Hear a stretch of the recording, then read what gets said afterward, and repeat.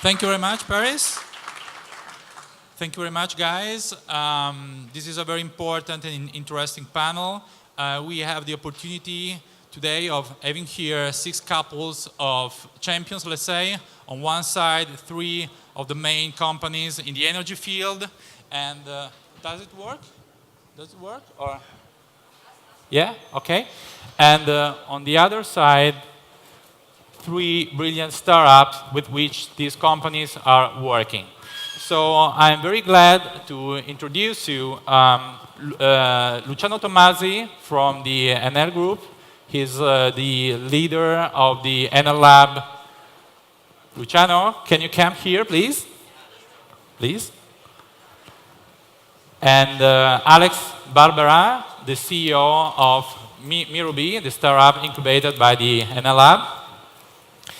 Then I have the pleasure to introduce you to Diego Días Pilas, head of new ventures in IBERDROLA, and Carlos Bernabeu, the CEO of ARBOLEA, a brilliant startup developing drones, which are one of the very key point of innovation that we are looking for.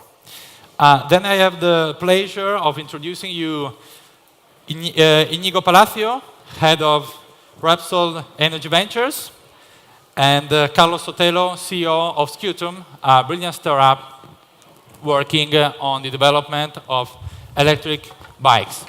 So thank you very much, guys. We have 45 minutes from now. I will start. I hope that we can have a very brilliant and fast conversation. And I would love to have some questions also from you guys. Starting with the big companies, Luciano, what can you offer to startups? Okay, I have just, let's say, presented what we offer, but essentially we offer 2 different schemes to the startup. One is based on the investment on their equity, like, for example, Enel Lab. We invest in the equity, and then we offer, on top of this, other acceleration program, the same that we explained some minutes ago. The other one is a relationship based on delivering a product. And it means we offer a procurement contract to the startup in order to deliver the product that we need for our company. Yeah, so we have now Enel Lab, we have the Incense program, we have ENDESA 2240, that is an open platform in which the startup can submit their proposal, and in the case we are interested, we contact the startup in order to define a tailor-made proposal for the startup. And then there are our business units that day by day have a relationship with the startups according to their needs. So let's say Enel is very committed in this world, and we think that an important part of the innovation can come from startups and outside of our companies. Thank you. Thank you very much. Thank you very much. And Diego, can you explain us what IBERDROLA is offering to startups? Sure. Is the mic working? Yeah. Well, good morning, everyone. Thanks, Federico, for the intro. From our side, it's more, I will rephrase the question if you don't mind. It's more, what are we seeking for from startups rather than offering them? You know, if you say offering, this is like we are just giving away stuff and we are not giving away money. We are looking for knowledge outside, because we believe that that's the way of complementing our innovation model. So roughly 6 years ago, we realized that our innovation model, which was based on the fundamentals of open innovation anyway, partnering with large corporations, high-tech corporations, universities, research centers. Anyway, we felt that we were lacking some external innovation that was being developed by startups. And that's why we created in 2008 our corporate venture capital program, for investing in startups that are developing technologies that we believe are going to be key in the energy sector in the coming years. So since then, we have invested 40 million euros in a startup worldwide. And at the moment, we are actively seeking for startups developing technologies. Like, for instance, last year, we closed an investment in ARBOLEA. We're very proud of that, and Carlos will introduce himself afterwards. But what we are looking for is innovative startups that are developing technologies that will be key for our business. And we invest between 500,000 euro and 2 million euro. That will be the first investment of IBERDROLA, usually co-investing with other corporates, other financial investors as well, and other industrial investors. Worldwide, not only in Spain. We have invested half of our program in Spain and the other half outside. And we allocated 70 million for the program. Only 40 of those are invested, so we are still seeking for 30 million of investment in startups worldwide. Brilliant. And Iñigo, what's the situation on the REPSOL Energy Venture side? Well, thank you very much, Federico, and thank you to Spanish Startup to invite me. Can you hear me? Yeah? Okay. Well, what we try to do from REPSOL with the startups is try to make them not being a startup anymore. What we try is to help them grow. And we do it with 3 different approaches. From our technology center, we try to help projects and ideas spinning off universities. From our foundation, we have an incubator to make these startups grow up. And finally, from our CVC, our Corporate Venture Capital Unit, what we try to do is to invest in these startups to help them become commercial. So that's to say, not being here anymore. Okay, thank you. Can you hear me? Thank you very much. This, of course, sounds very sexy to everybody, but now I would like to ask to startuppers, which are the main challenge? I mean, that sounds that everything is going perfectly, and I'm sure that it is so, but everything by definition can be improved. So I'm asking, starting from Alex, which are the main challenge of working with such big companies like? Main challenge of working with big companies is the opposite worlds working together. It's like the small company of friends or like 4, 5, 6 people working dynamically and doing things without caring very much of how the laws or the regulation says, and working with big companies that are like everything is proceeded, everything is more regularly done. And one of the main challenges to be capable of work with these 2 different timings of the way of working. And part of that, I think a startup is a laboratory of ideas.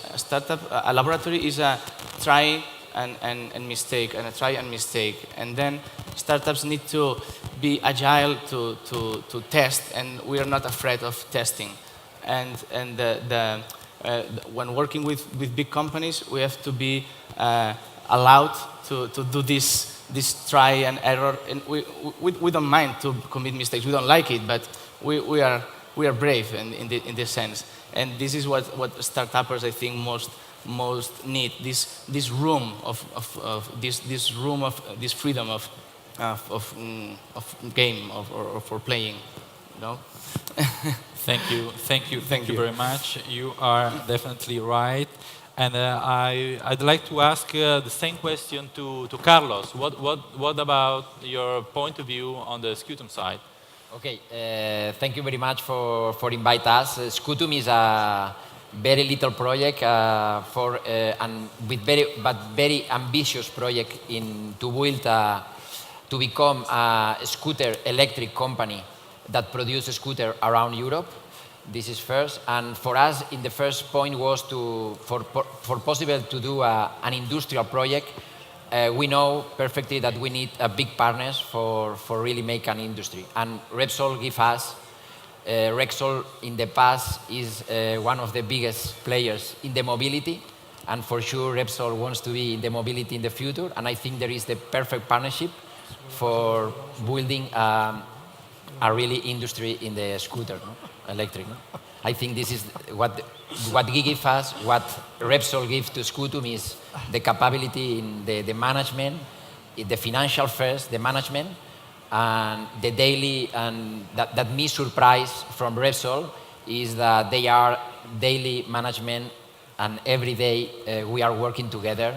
It may happen the reality, no? May happen that many of us are speaking about the electric mobility must arrive, but in the last 10 years, still not arrived, no? And I think we have now the right partners for really make happen. Okay, thank you. And so on your side, there is no challenges, there are just advantages. Am I correct? Did I understood correctly? Sorry? No advantages. Son solo cosas buenas, ¿no? Yes, yes, for sure. No yes. ves yes, yeah, un reto en... In my side, I think for the startups, I think the best and the more important is to look for the right partner, the right big partner.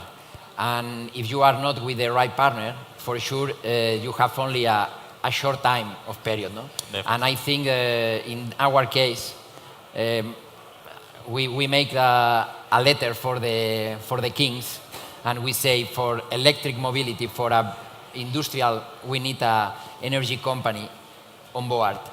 And at the same time, REPSOL give us the on board as well, a la caixa. This gives us the capacity, financial capacity to really make a real project. Thank you. And Carlos, what about your view from the ARBOLEA side? Yes. Thank you, Federico, because for us we are pleased and it's an honor to be here between so brilliant persons. And our experience has been very good, has been excellent. In this mix, which is a difficult mix between a big companies and a very small startup with a new idea. And this is no easy mix, because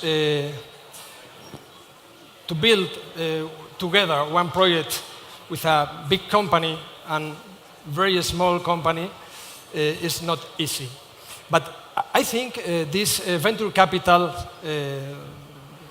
in this table panel today have in common any interesting things, because normally the startuppers, when we are looking for partners, we think in partners who can give money or funds or financial support, but I think it's not the most important, because the startuppers, we can have good ideas, but the important to grow in a good company is not only to have money for do it, but is the most important in my experience is to have the help with experienced people for do it.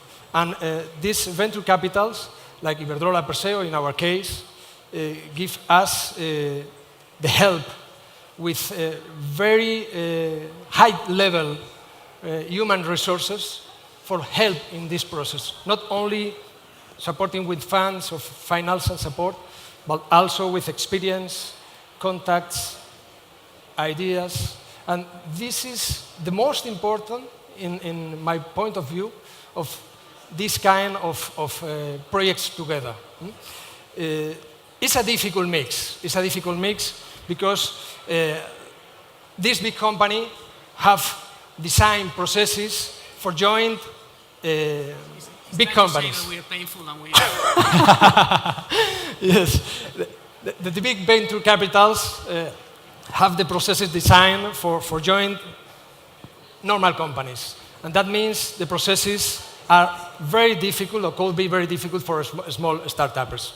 That means the design of due diligence, for example, are designed for big companies. To translate this to small companies, need, and I suggest to all the venture capitals to do an effort to change the processes, for to have the possibilities to introduce more small startups, because perhaps it's expensive processes, because you need resources for to do it. It's the same word, you know, for to join a big company, but it's different. It's not the same to support with 3 million that to support with 3,000 euros. It's not the same, absolutely. And the processes cannot be the same. I think it's important to change these processes to be easy, more faster, more flexible, and to introduce more startups, because the talent and the good ideas are in this area and in this arena. It's more easy to find. I think we are working around. We are working around on this, and yes.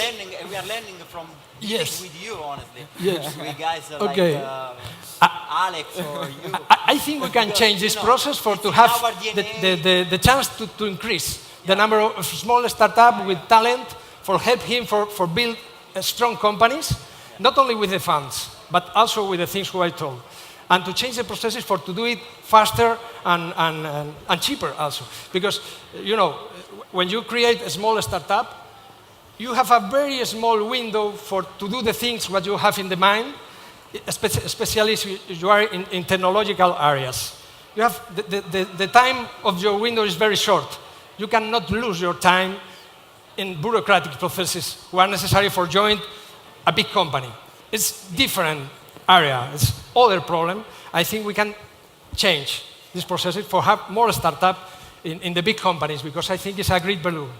The only good thing is that it seems that we are as slow as our partners around here. So that means that we are not going to be losing deals because of that.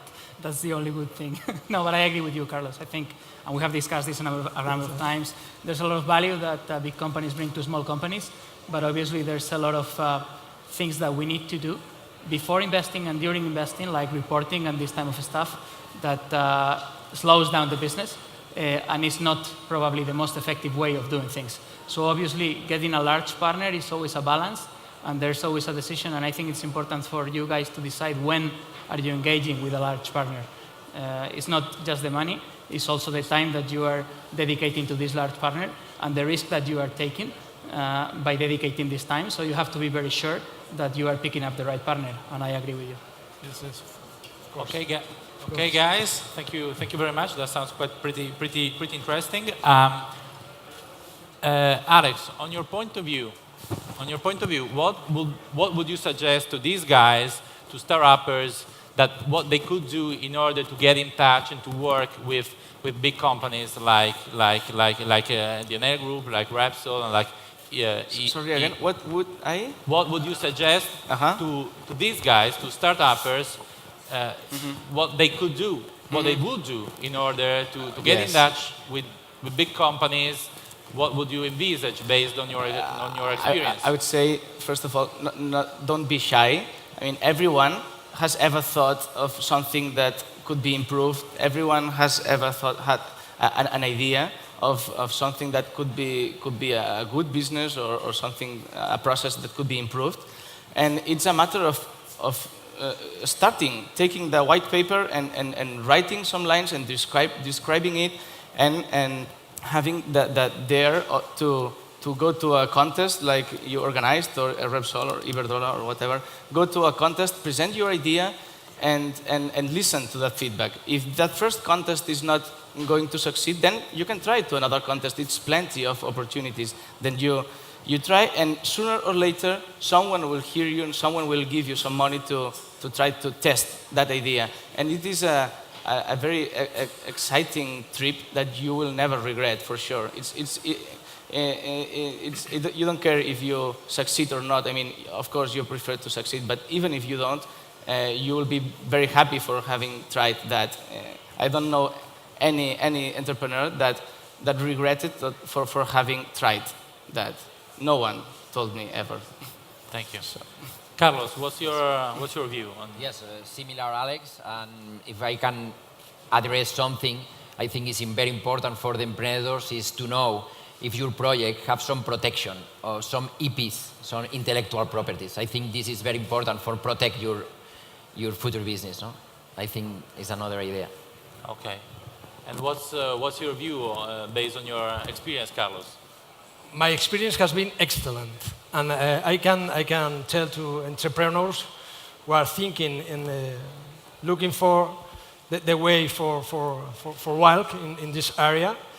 I think to find a good partner is absolutely important, and to looking for not only the funds, but also what you want to do in the future with your company and where you want to do and with what people, with persons, or what company you want to have near. And in this case, when you have clear the situation, looking for more long that the travels what you have every day for create one company was very hard. In this country, especially, also I must to tell you, it's not easy. And you think long way and looking for the best as possible and work for fighting. Maybe a hard way, but it's very important for the future. Thank you very much. And on the big company side, Luciano, what would be your suggestion to these guys in order to be in touch with the ENE Group? And go to our website and apply. It's quite simple easy. as that. It's quite easy and very fast. So do it. So we have, again, ENELAB and also in Sense. So go to the website and apply. Diego, any suggestion? Yeah, I think that the major suggestion would be don't give up. I mean, our job, the ones around here, is most of the times say no. I mean, 95% of the times we say no. And we are, that is painful most of the times because you see good projects that maybe are not the good fit for your strategy as a company. Other times you see projects that fit with your strategy and you believe they are lacking something, whatever. But we say no 95% of the times. Even more than that, 98, I would say. So it's just never give up. You're going to be told no 100 times before you're going to be told yes for the first time. So it's just keep pushing. Iñigo, what's your view? My point is similar. I think that startups have to be a little bit patient with big investors because we have to try to dance together without stepping on the other's feet.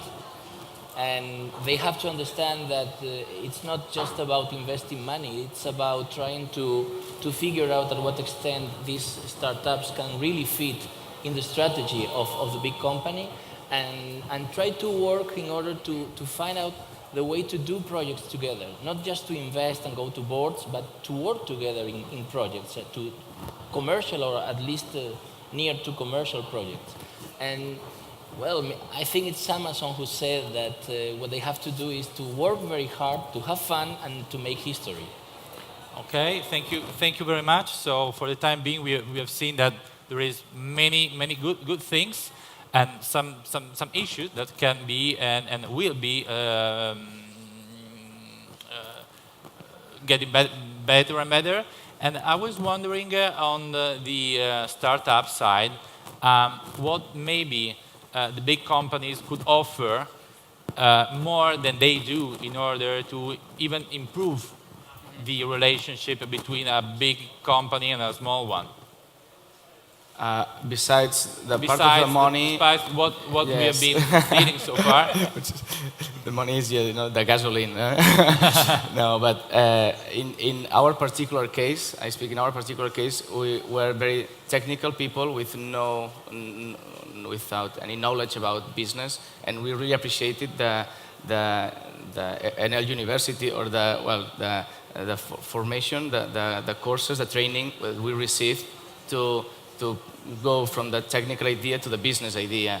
And this is something indispensable. Maybe there are people which is better prepared for the business world. In our case, it is something. It's not just go to a training. I mean, it makes you think in another way. It makes you understand how you have to plan, how you to present things to customers or investors, depending. And it's something very good. Thank you. Besides the money, yeah. Thank you. Carlos, what's your view? Is there something that could be added to the offer that today is very wide indeed, but based on your experience? Yes, in my experience, I think one of the more important points from the startups is to have a very good team, a very professional people that can really understand big companies as well, and between them build a really team that make possible happen the business at the end. I don't know if I understand well your question. Right. Sorry. I mean, is there, we know that we have seen that big companies are offering a lot, no? Yes. It's a very wide and heterogeneous, in a way, offer to help startups. I was wondering if, based on your experience, something could be added to this offer. Maybe, I have no idea, a course, a trip, I don't know, but depending on and based on your experience. No, based in my experience, I think, like I say before, if you have the right partner and you have the same objective at the end you have the same objective between both the biggest and little companies. We are fixed at that, and we are making all efforts into really arrive to the end. No, okay. I think it's not a problem for us. Thank you. What's your view, Carlos? As I told you, we have been a very good experience because the feedback we have from a big company is incredibly rich. In the case of IBERDROLAs, because not only the funds, but also especially the know-how about our processes, because in our case, IBERDROLA is not only our partner, but also our potential client, custom, but it's a very value mix.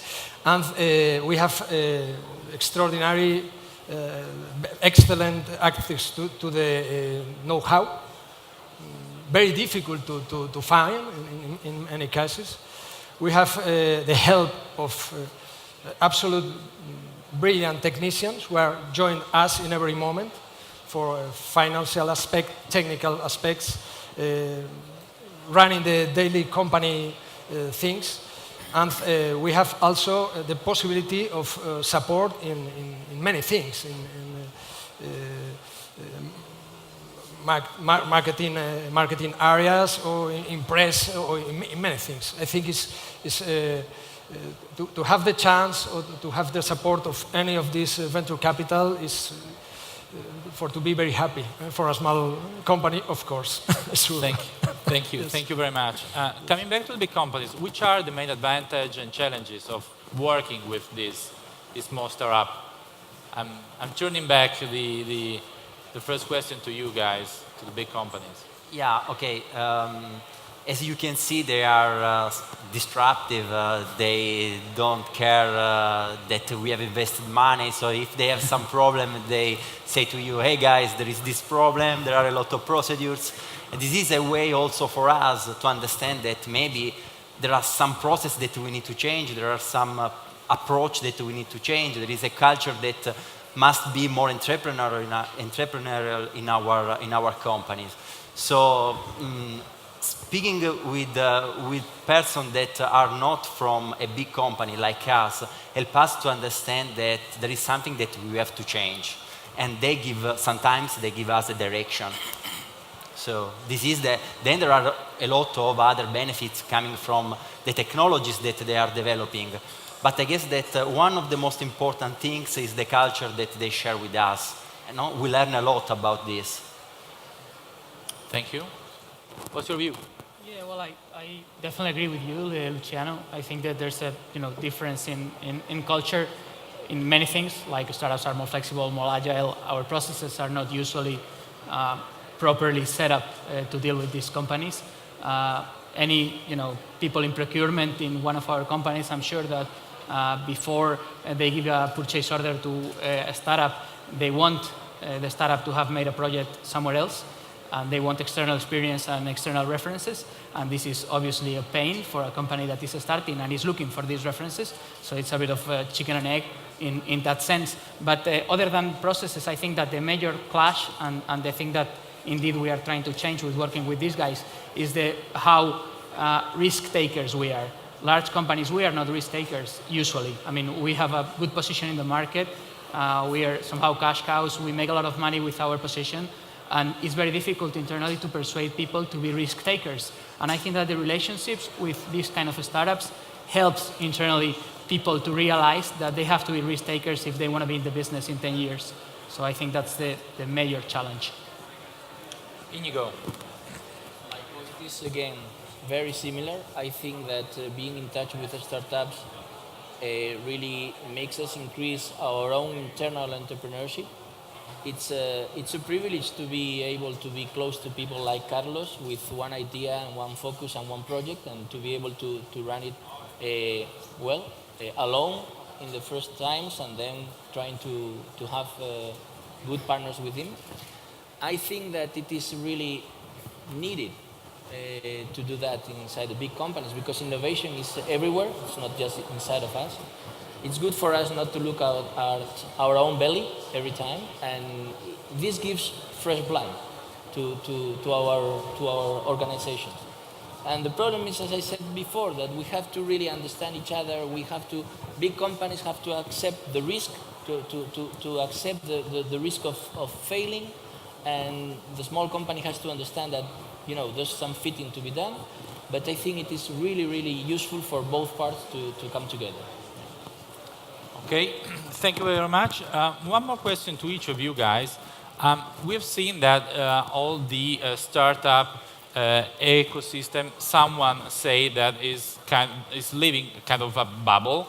So I would like to know your view on this topic, which is super important because we know that bubbles are not good for everyone in the long term. So starting from Luciano once again, what's your view? You are living not only in Spain, but you are traveling like Iñigo and IBERDROLA as well around Europe and around the world. What's your view on this issue? I guess it's not a bubble. Let's say there is a lot of interest about startups, because probably we have understood that if we want to create new opportunities from an economic point of view, from a technological point of view, we need to invest in ideas, we need to invest in new business models. So I hope it's not a bubble. I hope that we are getting aware that we need to change something in how we see the economy, in how we see the society in which we work. No? All of us are stakeholders of our society in which we live. And I guess that as big firm we need to get a commitment to improve the place where we live. And I guess that investing in young persons like Alex, or investing in young ideas or startups or technology is a way to create a stimulus for our economies. Alex, what's your view? I have no idea. I don't know if this is working. I have no idea if this is. Could you just open the microphone, please? Yeah. Hello. Hello. Yes. Is it working? No. The microphone, please.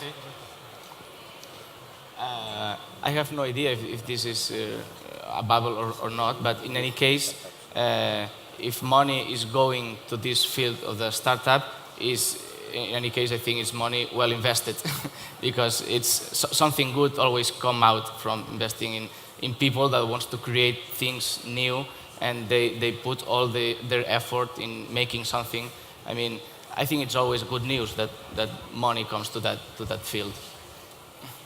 Thank you. Please. The only problem with bubbles is that you only know that there was a bubble after it's punched.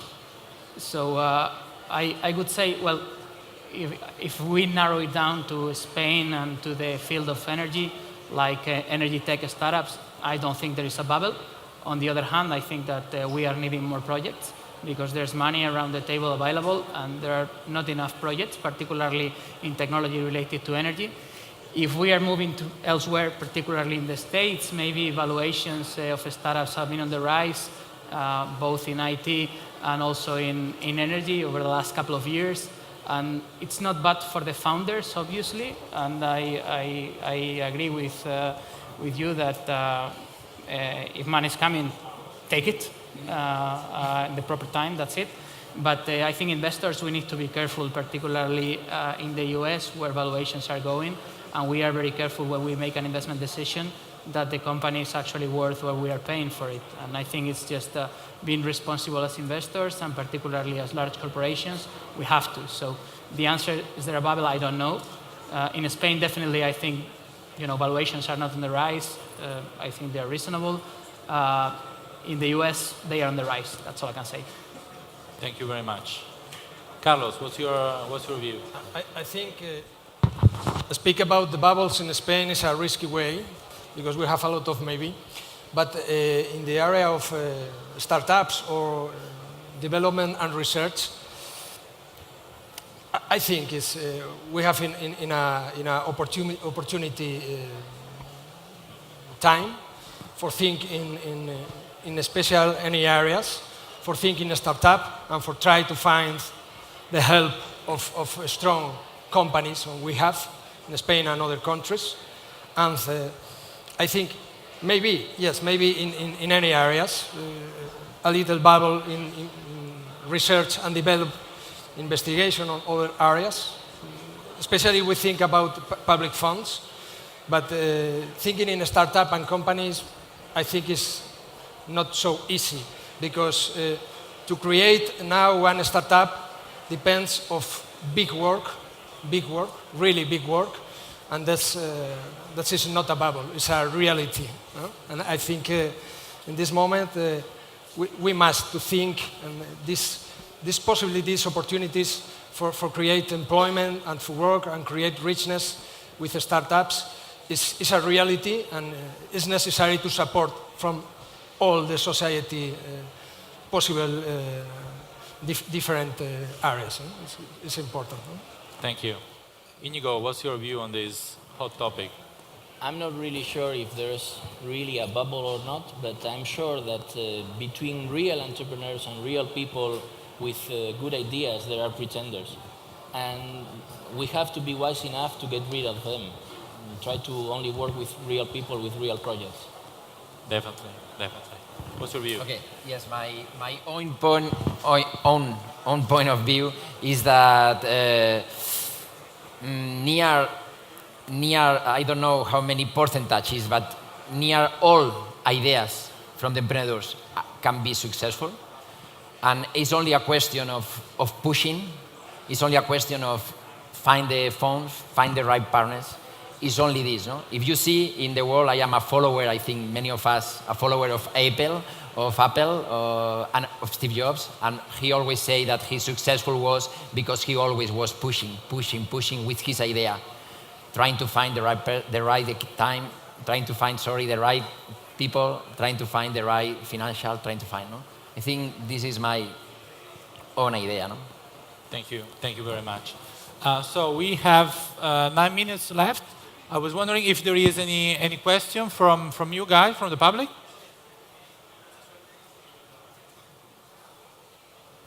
No question? Come on, guys, don't be shy. Incluso si queréis lo podemos hacer en español. Okay.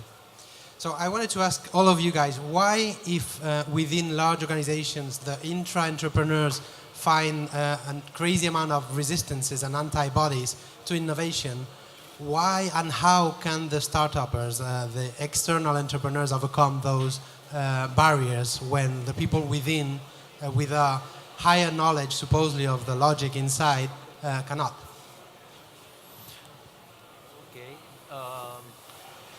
As mentioned before, we have a lot of researchers, we have a lot of investment in innovation, and we do a great innovation for example, in Enel.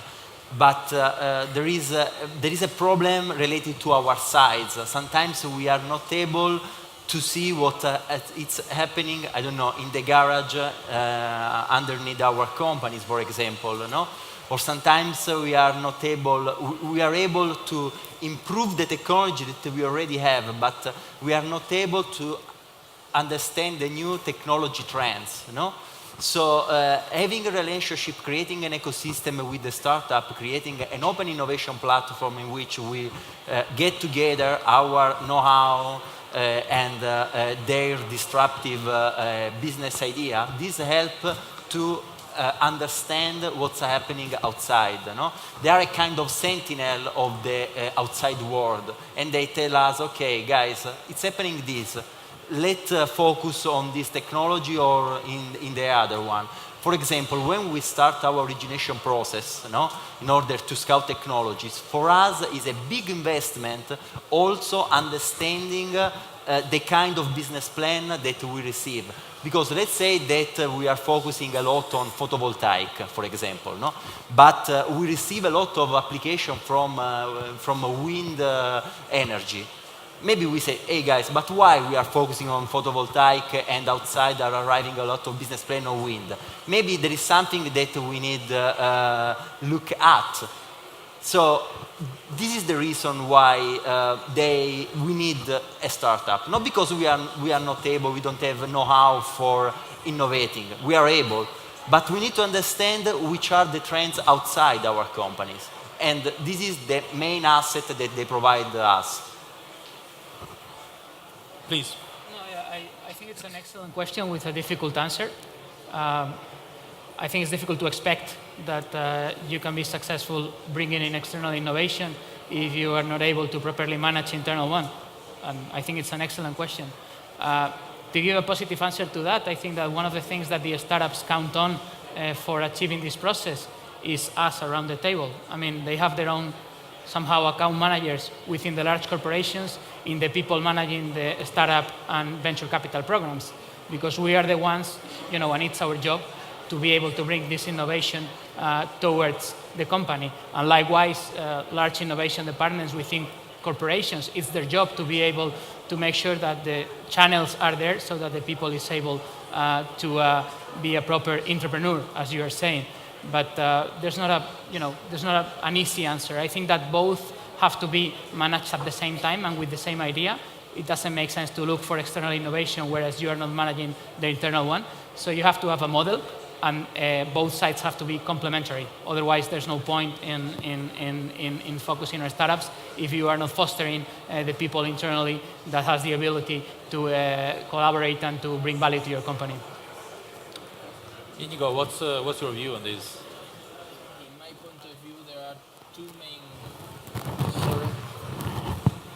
In my point of view, there are two main questions around your question, which is good, indeed. I think that there are two key issues. One is the need, and the second one is the focus. When you are working in your own project in a startup, you have a need to do it, and you have a focus. It is the only thing you do. When you belong to a big company, maybe you don't have really that need, and maybe you don't have that focus because maybe the processes itself doesn't allow you to do that. So the thing is that it is difficult for a big company to find out the way internal people can innovate with focus and need, because the ecosystem is different. But in the long term, if a big company cannot innovate internally at the same time that we innovate externally, investing in startups, this is not going to be successful or even sustainable. So I think that we will all have to go there, but maybe we are not there still because of the lack of need or the lack of focus. Okay, is there any other question from you guys? Don't. Very simple question. What are the breakthroughs in energy innovation are you looking for in the next 10 years? Okay, Federico. Okay, for sure. Okay, I'm waiting for the breakthrough technology, and I hope that someone of you show us the breakthrough technologies.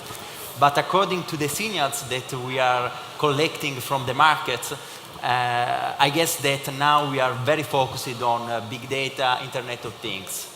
So we hope to receive a lot of application, we get in touch with a lot of startups working in these sectors. Please, Iñigo. Yeah. No. If I had the Diego, answer, please. I would be rich already. No, it's a difficult one. I think that Federico yesterday in the opening of this event was talking about a change of trend in the energy.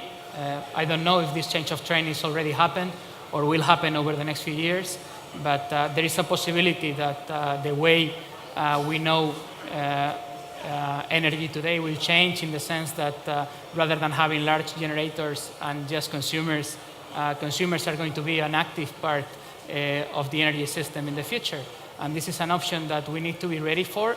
And you are seeing companies like Uber or Airbnb that are developing models in which consumers offer services to consumers. And we need to be able to expect something like that in energy. And the large companies, we have to be a part of that. We have to be able to get a chunk of that business. And if that is happening. So I think that's one of the major trends that we are expecting over the coming years. And obviously we could talk about technology, but generally talking about the sector, I think that's the most important one. Iñigo, what's your view? My personal view is that the two main breakthroughs, apart from, nuclear fusion, will be storage, energy storage. I think that this is the major breakthrough, and if this happens to become something different as it is today, the rest of the things are going to be just incremental. I totally agree. Is there any question? One more question. We have 1.5 minutes left, so maybe no questions? No. Okay, so once again, thank you very much for being here. I think that was very, very interesting indeed, and hope to see you soon in the future. Okay, thanks. Thank you very much.